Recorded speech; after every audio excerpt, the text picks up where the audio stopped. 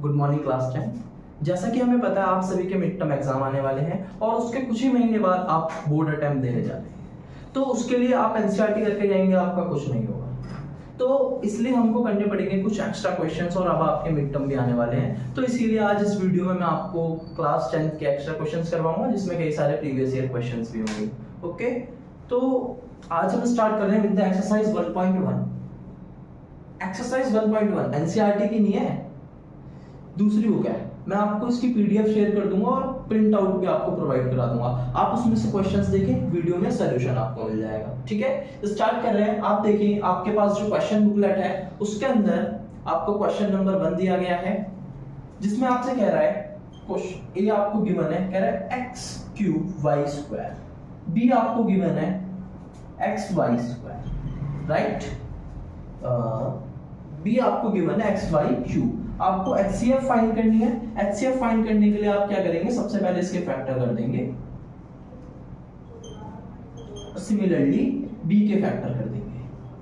अब इसमें से आप अपना कॉमन पोर्शन ढूंढ लें। कॉमन है, जो कॉमन है वही आपका आंसर हो जाएगा। जस्ट लाइक x कॉमन है और y कॉमन है 2 बार, तो आपका आंसर हो जाएगा xy²। एमसीक्यू क्वेश्चन है तो आपका जो बी ऑप्शन है वो आपका करेक्ट आंसर है। इतनी बात क्लियर है? ओके, इसको नोट करें। अच्छा, अब हम इस पे बात करते हैं, इसकी शॉर्ट ट्रिक क्या होगी। क्या आपको ये पूरा सॉल्व करना पड़ेगा? एमसीक्यू है, नहीं, पूरा सॉल्व नहीं करना है आपको। आप देखेंगे जो इसमें स्मॉलेस्ट पावर है, स्मॉलेस्ट पावर, इसमें क्या ट्रिक लगानी है, स्मॉलेस्ट पावर, या फिर आप कह सकते हैं स्मॉलेस्ट कॉमन पावर। ऐसी पावर जो कॉमन है और स्मॉलेस्ट है। अगर मैं इन दोनों में देखूं, x कॉमन आ जाएगा और y² कॉमन आ जाएगा, तो आपका डायरेक्टली आंसर हो जाएगा। आपको इतना बड़ा सॉल्यूशन करने की जरूरत नहीं है। इतनी बात क्लियर है? आगे बढ़े। Okay, pause the video. Question का 5th पार्ट में आपसे कह रहा है the LCM of smallest 2 digit composite number and smallest composite number. किस किस की एलसीएम बेटा? एलसीएम ऑफ स्मॉलेस्ट 2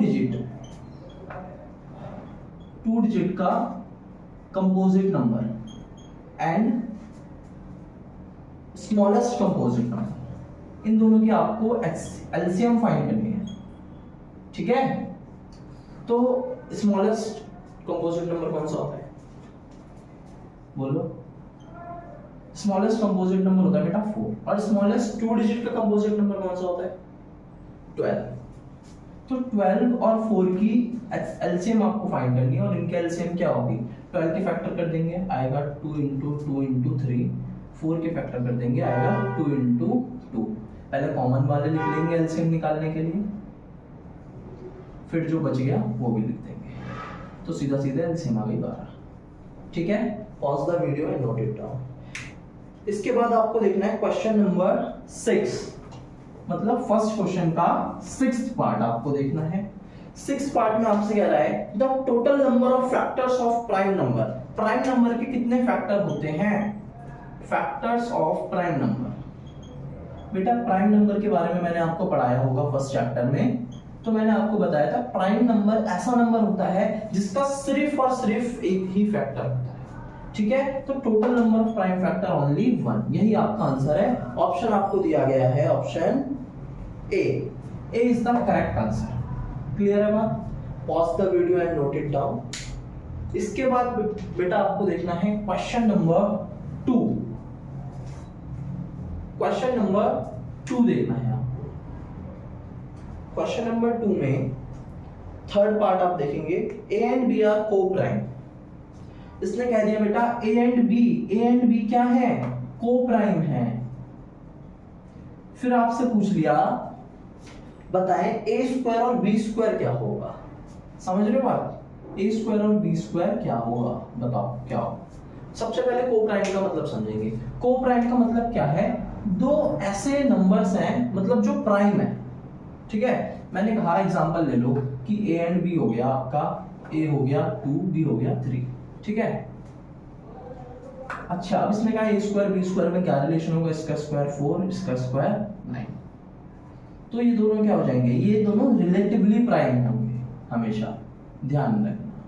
ठीक है, pause the video and note it down. Pause कर लो। अब आपका नेक्स्ट क्वेश्चन है क्वेश्चन नंबर 3 का पार्ट डी। इसमें आपसे कह रहा है the HCF and LCM of two numbers are 9 and 360 respectively. आपको HCF दिए, दो नंबर्स हैं A एंड B, HCF है 9। आपको LCM भी दी है A और B की, LCM है 360। फिर आपसे कहा गया है if one number is 45 right the other number. मान लो आपको एक नंबर दिया गया है तो आपको दूसरा नंबर फाइंड करना है। कैसे करेंगे? मैंने आपको एक रिलेशन समझाया होगा, HCF into LCM is equal to A into B, समझाया था। यहाँ पे वैल्यू पुट कर दो, आपका आंसर आ जाएगा। HCF 9 है, LCM 360 है, A आपको 45 दिया गया है, B आपको नहीं पता है। ठीक है, अब क्या करेंगे? 45 को यहाँ डिवाइड में लाएंगे, आपका आंसर आपके हाथ में। 45 को डिवाइड करो, 9 5 जा 45, 5 से इसे काटो, कितना आएगा? देखो 5 6 5 7 जा 35, 5 2 जा 10, 72 will be the answer. Pause the video and note it down. चलिए नेक्स्ट क्वेश्चन है क्वेश्चन नंबर 5। इसमें आपसे कह रहा है if HCF of 144 and 180 is expressed in the form of 13m minus 3 then find the value of m। उसने कहा है 144 और 180 की HCF है 13m minus 3, आपको m की वैल्यू फाइंड करनी है। वेरी सिंपल क्वेश्चन, HCF निकाल दो 144 और 180 की, फैक्टर कर दो जल्दी से। फैक्टर करेंगे 2 से, 72 36 18 9 3 3। 180 के भी सिमिलर फैक्टर करेंगे, 90 45 15 5। अब इसमें से कॉमन पार्ट 2 2 3 3, ये आपकी HCF आ गई। 2 इंटू 2 इंटू 3 इंटू 3, 2 2 जा 4 4 3 जा 12 12 3 जा 36, HCF आ गई। HCF को इसकी जगह पुट कर दो, आपका आंसर भी आ जाएगा। देखो लिखो यहाँ पर 36 इज इक्वल टू, या फिर ऐसे लिखो 13m minus 3 is equal to 36, minus 3 उधर जाके प्लस बचेगा, 13m इज इक्वल टू 39। 13 इधर जाके डिवाइड होगा, m की वैल्यू आ जाएगी 39 अपॉन 13, आंसर आएगा 3। Pause the video and note it down. Next question है क्वेश्चन नंबर 6 जी। क्वेश्चन नंबर 6 में देखो आपसे कह रहा है determine the values of p and q so that the prime factorization of 2520 can be expressed in this form। क्या कहा उसने? Prime factorization. तो इसका बेटा प्राइम फैक्टराइजेशन कर दो, इसके फैक्टर करो पहले तो सबसे पहले 2520, 2 से करेंगे, 2 1 जा 2 2 2 जा 4 2 6 जा 12 0। ठीक है, फिर से करेंगे, कितना आएगा? 630। फिर से करेंगे 315, फिर 3 से करेंगे 105, फिर 3 से करेंगे 35, फिर 5 से करेंगे 7 एंड 7। ठीक है, तो देखो इसको आप कैसे लिखोगे? इसकी फॉर्म में 1 2 3, 2 की पावर 3 मल्टीप्लाई 3 की power 2 multiply 5 multiply 7 is equal to this. Compare करो 2 की पावर 3 से 2 की पावर 3, 3 की पावर 2 से 3 की पावर p को कंपेयर करोगे बेटा, p की वैल्यू आ जाएगी 2। सिमिलरली q से कंपेयर करोगे, q की वैल्यू आ जाएगी 5। इक्वेशन आप कर लोगे। ठीक है, pause the video and note it down.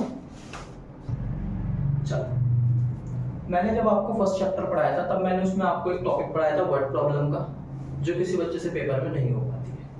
इसमें मैंने आपको बताया था 2 टाइप से आपका क्वेश्चन आता है, एक बेटा डायरेक्टली और एक इनडायरेक्टली। जब डायरेक्टली क्वेश्चन पूछता है डायरेक्टली, तो उसमें वो 2 चीजें आपसे कह सकता है, कहेगा मिनिमम फाइंड करो, मैक्सिमम फाइंड करो। मिनिमम फाइंड करने को बोलेगा आप HCF फाइंड कर देंगे, मैक्सिमम फाइंड करने को बोलेगा आप LCM फाइंड कर देंगे, डायरेक्टली वाला क्वेश्चन हो जाएगा। लेकिन जब वो घुमाता है क्वेश्चन इनडायरेक्टली, वो कुछ भी करेगा, वो आपसे बोलेगा ऐसी ऐसी बातें, जैसे कि बोलेगा कुछ भी करेगा, वो घुमा फिरा के आ जाएगा लास्ट में टुगेदर वर्ड पर। जैसे कि बोलेगा भाई साहब 3 बच्चे हैं, एक साथ चलना शुरू करते हैं, बताओ वो लास्ट में कहाँ पहुंचेंगे, कितनी देर बाद मिलेंगे। जैसे कि एक क्वेश्चन है रेड लाइट वाला, बोलता है एक रेड लाइट में इतने इतने सेकंड बाद रेड लाइट होती है, ग्रीन लाइट होती है, येलो लाइट होती है, और बताओ अगर तीनों लाइट जो है एक साथ कब होंगी।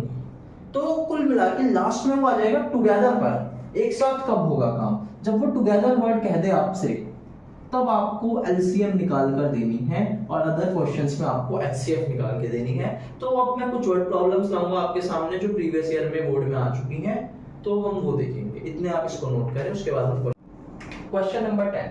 क्वेश्चन नंबर 10 में आपसे कह रहा है एक मॉर्निंग वॉक में 3 पर्सन हैं, वो एक साथ स्टेप्स लेते हैं, उनके स्टेप्स का मेजरमेंट लिखा हुआ है 30 सेंटीमीटर, 36 सेंटीमीटर, 40 सेंटीमीटर। कह रहा है what is the minimum distance each should walk so that each can cover the same distance in complete steps। कह रहा है कि मिनिमम स्टेप्स उन लोगों को कितने चलने पड़ेंगे जिससे कि हर इंसान इक्वल डिस्टेंस कवर करे। याद करो मैंने अभी आपको बताया था, एक होता है डायरेक्टली क्वेश्चन जिसमें क्या पूछता है मिनिमम मैक्सिमम दे देता है, एक होता है इनडायरेक्ट क्वेश्चन घुमा फिरा के लास्ट में एक साथ ले आता है। ये क्वेश्चन कौन सा है? आप बोलोगे सर डायरेक्टली है, मिनिमम वर्ड लिखा है। नहीं, डायरेक्ट क्वेश्चन नहीं है, इनडायरेक्ट क्वेश्चन है। इसमें उसने पहले मिनिमम लिख दिया जिससे बच्चा कंफ्यूज हो जाए और एचसीएफ निकाल दे। जैसे ही आप एचसीएफ निकालोगे आपका पोपट कट जाएगा।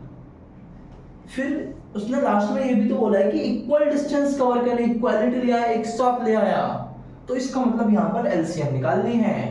तो आप जो आपका आंसर होगा वो होगा एलसीएम। ऐसे ऐसे क्वेश्चंस बोर्ड में आते हैं, बच्चा उनको भी पता है क्या पढ़ के आया है, वो पागल नहीं है। इसके फैक्टर वगैरह करो, एलसीएम निकालो। एक काम करो, ये इस मेथड का यूज करो निकालने के लिए। उसे करेंगे 15, 18, 20, फिर से 2 से करेंगे, फिर से 2 से करेंगे, 3 से करेंगे, 3 से करेंगे, 5 से करेंगे। मल्टीप्लाई कर दो, 2 2 4, 4 2 8, 8 3 24, 24 3 72, 72 5 360। तो आपका जो आंसर होगा वो होगा 360। वीडियो को पॉज करें और क्वेश्चन को नोट करें।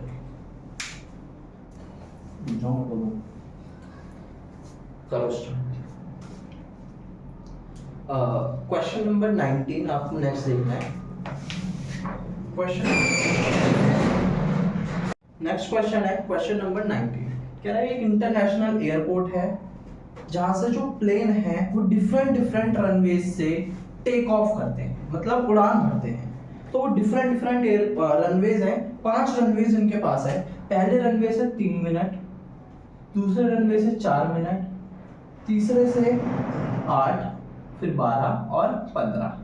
तो क्वेश्चन ये है, मान लो 7:30 बजे इन सभी 5 रनवेज से फ्लाइट उड़ती है, इतने डिफरेंट इंटरवल्स पर, इतने टाइम बाद। तो कितने टाइम बाद वो प्लेन दोबारा से एक साथ उड़ेंगे?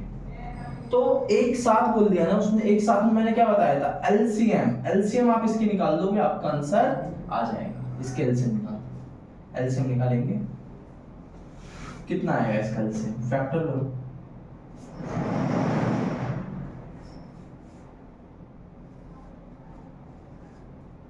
3, 4, 8, 12, 15। 2 से करेंगे सबसे पहले, 2, 4, 6, फिर से 2 से करेंगे, 1, 2, 6, 15, फिर 2 से करेंगे, 1, 1, 3, 15, 3 से करेंगे,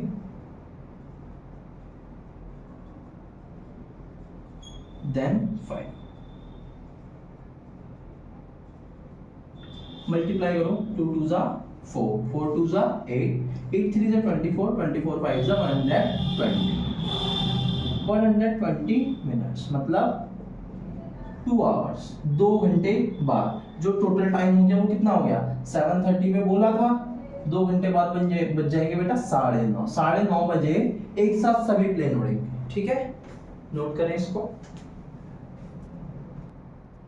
नेक्स्ट क्वेश्चन आप देखेंगे, क्वेश्चन नंबर 20। कह रहा है एक सेमिनार होने वाला है जिसमें हिंदी, इंग्लिश और मैथ्स के कुछ पार्टिसिपेंट्स आने वाले हैं। हिंदी, इंग्लिश और मैथ्स के, हिंदी, इंग्लिश और मैथ्स के आपको पार्टिसिपेंट्स दिए गए हैं 60, 84, 108। तो कह रहा है कम से कम मिनिमम कितने रूम लगेंगे जिससे कि इन सभी पार्टिसिपेंट्स को उसमें बिठाया जा सके, और वो जो पार्टिसिपेंट्स हो एक कमरे में ना एक ही सब्जेक्ट के होने चाहिए। मतलब एक कमरे में ऐसा नहीं होगा कि कुछ हिंदी के आ गए कुछ इंग्लिश के, एक कमरे में हिंदी के हैं तो हिंदी के ही होंगे। तो आप कैसे निकालेंगे बेटा? बहुत ही इंपॉर्टेंट क्वेश्चन है, बहुत ज्यादा इंपॉर्टेंट, बहुत बार इसको पेपर में देखा गया और बच्चों के तोते उड़ जाते हैं। सबसे पहले आप क्या निकालेंगे? इसकी एलसीएम निकालेंगे। एलसीएम निकालेंगे 60, 84 एंड 108। आप इनकी एलसीएम निकालेंगे, आएगा 12। एलसीएम निकालने के बाद एक को 12 से डिवाइड करो, मतलब इतने जो है एक सब्जेक्ट वाले एक रूम में इतने पार्टिसिपेंट्स आ सकते हैं। एलसीएम निकालने का ये मतलब है, एलसीएम आपने निकाली, इसका मतलब है ये नंबर ऑफ पार्टिसिपेंट्स हैं जो कि एक कमरे में आ सकते हैं इन वन रूम। ठीक है, तो सबको डिवाइड कर देंगे, पता चल जाएगा हर किसी के कितने पार्टिसिपेंट्स चाहिए। जैसे कि 60 पार्टिसिपेंट्स हैं हमारे पास हिंदी के, इसको 12 से डिवाइड कर देंगे, आ जाएगा 5 कमरे हमें चाहिए होंगे हिंदी वालों के लिए। इंग्लिश की अगर मैं बात करूं 84 को 12 से डिवाइड करेंगे बेटा 7 कमरे चाहिए होंगे हमें इंग्लिश वालों के लिए। मैथ्स वालों की बात करें तो 108, इसको डिवाइड करेंगे 12 से, कितना आएगा? 9। देखो सबसे ज्यादा मैथ्स वालों को ही चाहिए, मैथ्स वाले हमेशा टॉप करते हैं। तो आपको टोटल पूछा था, टोटल निकालने के लिए सबको जोड़ो, आंसर आ जाएगा 21। बहुत इंपॉर्टेंट क्वेश्चन है, अच्छे से याद करके इसको जाना।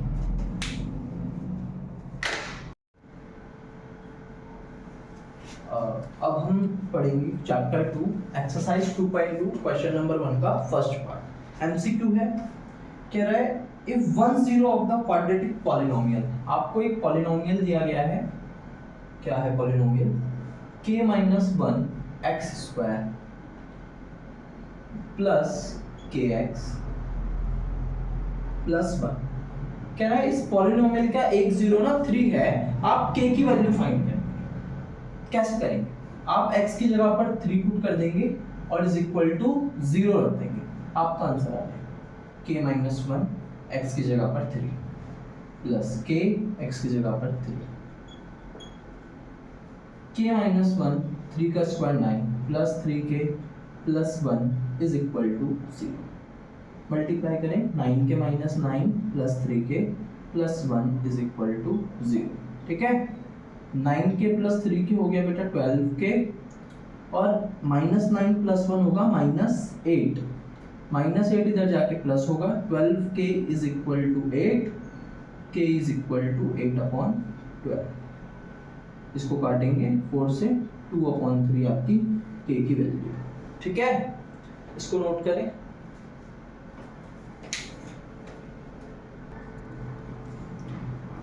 क्वेश्चन नंबर 1 का सेकंड पार्ट कह रहा है sum of the zeros of the polynomial. आपको एक पॉलिनोमियल दिया गया है x² प्लस 7x प्लस 10। कह रहा है इसका सम ऑफ जीरोस आप कैसे करोगे? सर जीरोस निकालेंगे, जोड़ देंगे, हो गया। तब पढ़ना चाहिए। सम ऑफ जीरोस नहीं पता है, अल्फा प्लस बीटा क्या बताया है? -b/a। यहाँ पे b की जगह पर 7 लिखा है, -7 और अपॉन में 1 लिखते नहीं, आंसर हो गया सीधा खत्म। सिमिलरली बेटा इसका थर्ड पार्ट भी है। थर्ड पार्ट है, आपको पॉलिनोमियल दे रखा है। पॉलिनोमियल क्या है? 2x² -8x plus 6। इसमें आपको सम ऑफ जीरोस फाइंड करना है। तो इसमें सम ऑफ जीरोस क्या होगा? फिर से -b/a लगाएंगे माइनस, और b की जगह यहाँ पर -8 लिखा है, अपॉन में 8, 8/2 आपका आंसर आ जाएगा 4। ठीक है, note it down. Question number 3। Question number 3 का आप लोग देखेंगे बी पार्ट। कह रहा है if alpha and beta are the zeros of the polynomial such that alpha plus beta आपको गिवन है। अल्फा प्लस बीटा आपसे कह रहा है 6 है, और अल्फा बीटा आपको दे रखा है 6। आपको फाइंड करना है पॉलिनोमियल। पॉलिनोमियल का मैंने आपको फॉर्मूला बताया होगा, x square minus alpha plus beta x plus alpha into beta. X square alpha plus beta की वैल्यू आपको दी है 6 है, सॉरी ये 4 है, माइनस 6x और प्लस 4, ये आपका आंसर। सिमिलरली क्वेश्चन नंबर आपको दिया गया है, इसी का सी पार्ट है, सी पार्ट भी देखेंगे। यहाँ पर देखते हैं, आपसे कह रहा है आपको एक पॉलिनोमियल दिया गया है 2y square plus 7y plus 5, ठीक है। इसमें आपसे कह रहा है आपको फाइंड करना है alpha plus beta plus alpha beta, ये आपको फाइंड करना है। कैसे करेंगे सर? अल्फा बीटा की वैल्यू निकालेंगे, पुट कर देंगे, फिर से थप्पड़ पड़ना चाहिए आपके।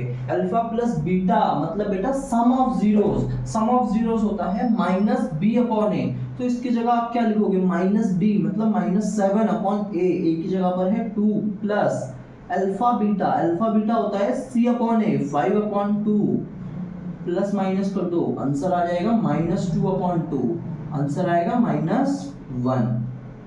आपका आंसर हो जाएगा यहाँ पर कंप्लीट। पॉज करें वीडियो को और इसको नोट करें। अब बेटा आपको देखना है क्वेश्चन नंबर 4। क्वेश्चन नंबर 4 में कह रहा है if 2 and -3 are the zeros of the quadratic polynomial. आपको पॉलिनोमियल दिया गया है, क्या पॉलिनोमियल है? x square plus a plus 1x plus b, इसके जीरोस हैं 2 and -3। आपको a और b की वैल्यू फाइंड करनी है। देखो कैसे करेंगे। अभी मैंने आपको बताया था, एक क्वेश्चन करवाया था जिसमें आपको a की वैल्यू फाइंड करनी थी। अब इसमें आपको a और b की वैल्यू फाइंड करनी है। तो सबसे पहले इसमें 2 पुट कर देंगे। जब मैं इसमें 2 पुट करूंगा ये 0 के इक्वल हो जाएगा। तो इसमें जब मैं 2 पुट करूंगा 2 का square plus a plus 1 x की जगह पर 2, आंसर आएगा 2a plus b plus 4 plus 2 is equal to 0। आपकी एक इक्वेशन बन जाएगी 2a plus b is equal to -6। Similarly जब आप -3 पुट करेंगे आपकी एक दूसरी इक्वेशन बन जाएगी। तो आप -3 पुट करके देखेंगे, a प्लस 1 और x की जगह पर आप पुट करेंगे -3 plus b is equal to 0, ठीक है। -3 का स्क्वायर 9 प्लस इसकी मल्टीप्लाई करेंगे -3a -3 और plus b is equal to 0, -3a plus b is equal to -6। अब इन दोनों इक्वेशन को आप सॉल्व कर लेंगे, आपके पास a और b की वैल्यू आ जाएगी। Pause the video and note it down. जिंदा। चलो बेटा स्टार्ट करते हैं क्वेश्चन नंबर 5। क्वेश्चन नंबर 5 में आपसे कह रहा है एक पॉलिनोमियल आपको गिवन है ax square plus bx plus c। आपसे कह रहा है बेटा फाइंड करो alpha square plus beta square, ठीक है। सर कैसे करेंगे? सर फिर से वही अल्फा बीटा फाइंड करेंगे, पुट कर देंगे। अब इसमें तो सर कुछ नहीं कर सकते क्योंकि हम अल्फा प्लस बीटा भी फाइंड नहीं कर सकते, क्योंकि इसमें फाइंड करना है अल्फा स्क्वायर और बीटा स्क्वायर अलग अलग, है ना।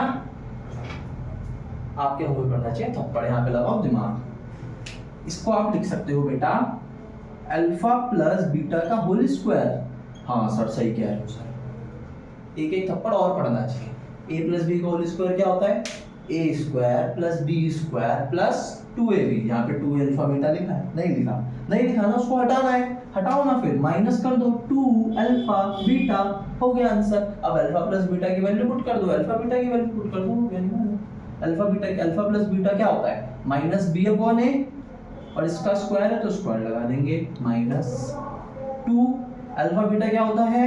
c अपॉन a, हो गया आंसर। एलसीएम ले लो फटाफट से, a स्क्वायर एलसीएम आएगी, यहाँ पर आप इस यहाँ पर -b स्क्वायर -2ac, हो गया answer. Pause the video and note it down. Note कर लिया। इसके बाद हम करते हैं क्वेश्चन नंबर 6। क्वेश्चन नंबर 6 में आपसे कह रहा है if alpha and beta are the zeros of the quadratic polynomial. एक पॉलिनोमियल फिर से आपको दिया गया है। What is the polynomial? The polynomial is x² - 6x plus a।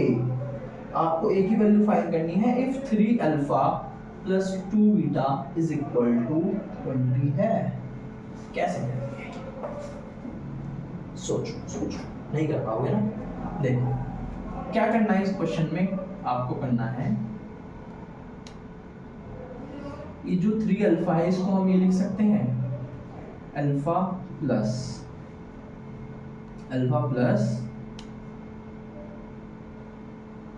2 alpha और ये 2 बीटा लिखा ही है पहले से, ठीक है।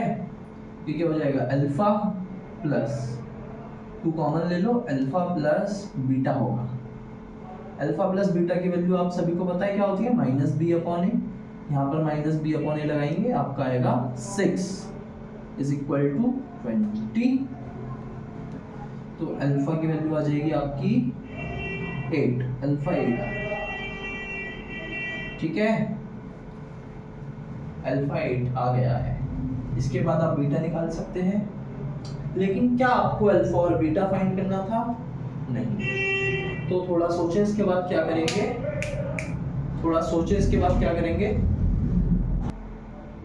चलो देखो आपने अल्फा निकाल लिया, अल्फा की वैल्यू यहाँ पे पुट करेंगे, आपका बीटा आ जाएगा।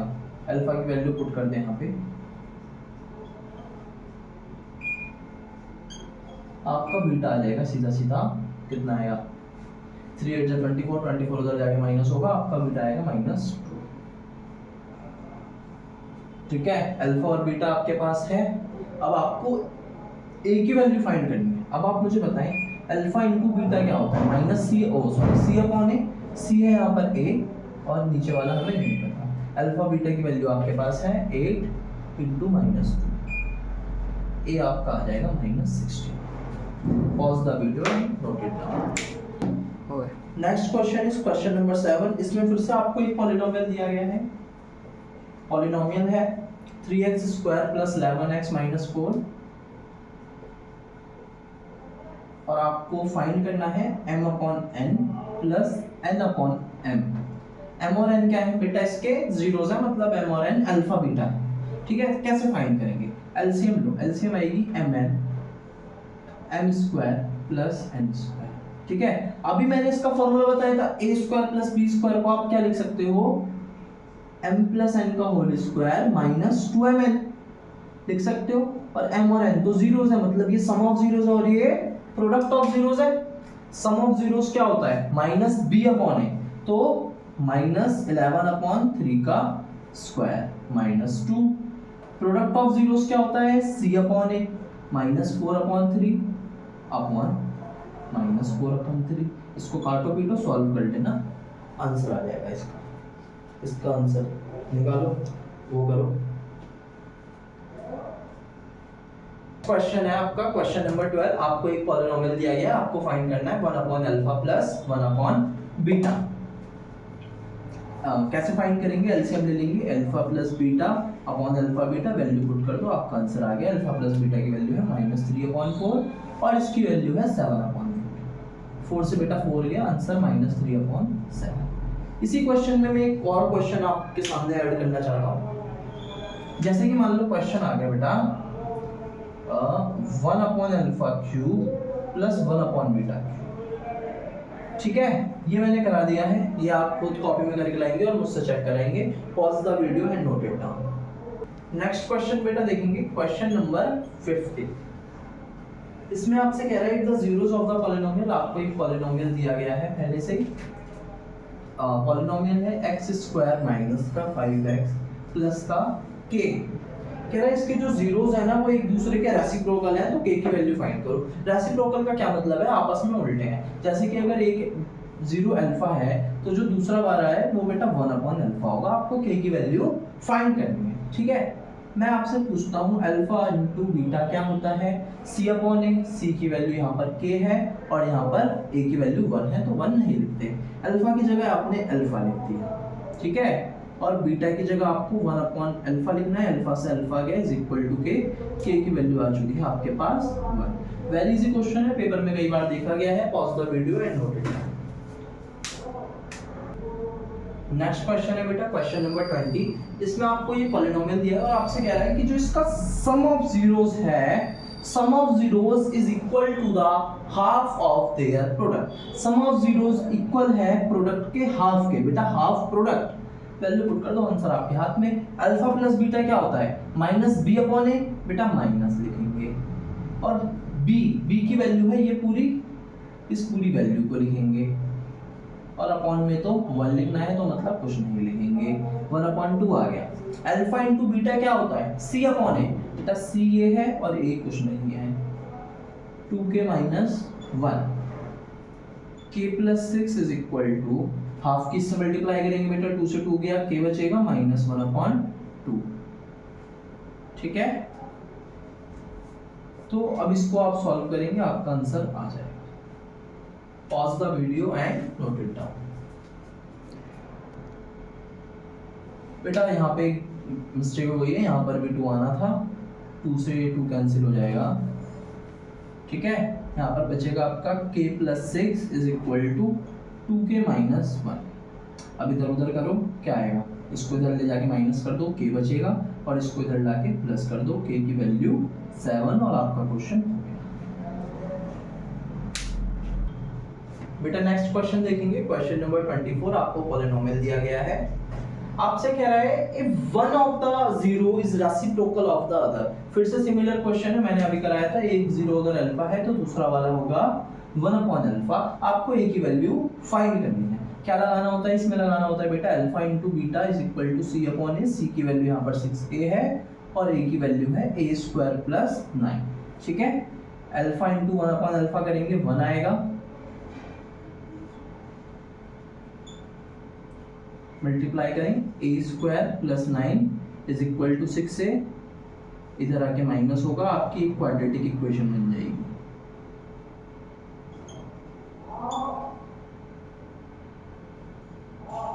इसको आप सॉल्व करेंगे, आपके पास आपकी a की वैल्यू आ चुकी होगी।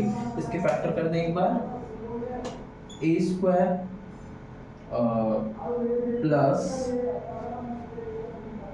प्लस नहीं minus 3a plus 9 is equal to 0। a common लेंगे, a माइनस 3 कॉमन लेंगे, a माइनस 3। आपके पास दो वैल्यूज आ चुकी हैं, a माइनस 3, आपका डायरेक्टली आंसर आ जाएगा a is equal to 3। Pause करें वीडियो को और यहाँ पर आपके सेकंड चैप्टर के क्वेश्चन